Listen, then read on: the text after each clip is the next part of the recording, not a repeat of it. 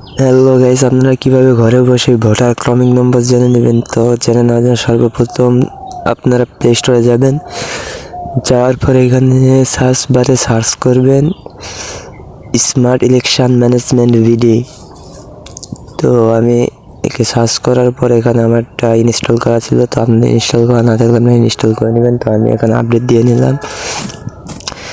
তো আমি এখানে আপডেট দেওয়ার পর আমারটা ইনস্টল হচ্ছে। তো যদি ভিডিওটি ভালো লাগে ভিডিওটিতে একটা লাইক দিবেন এবং চ্যানেলটিকে সাবস্ক্রাইব করতে ভুলবেন না। তো আমরা অ্যাপসটিকে ওপেন করে দিলাম। তো ওপেন করার পর একটু লোড নেবে, নেওয়ার পরে এখানে উপরে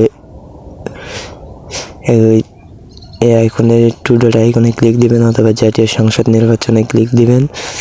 তো আমি এখানে ক্লিক দিলাম, দেওয়ার পর আবার ব্যাক জাতীয় সংসদ নির্বাচনে ক্লিক দিব।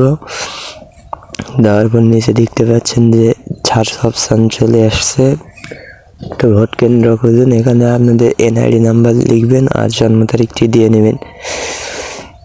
তো আমি আমার এনআইডি নাম্বার এবং জন্ম তারিখটি দিয়ে নিলাম, নেওয়ার পর সার্চে ক্লিক দেব।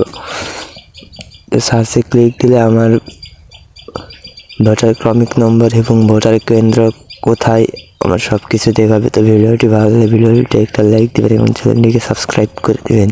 ধন্যবাদ।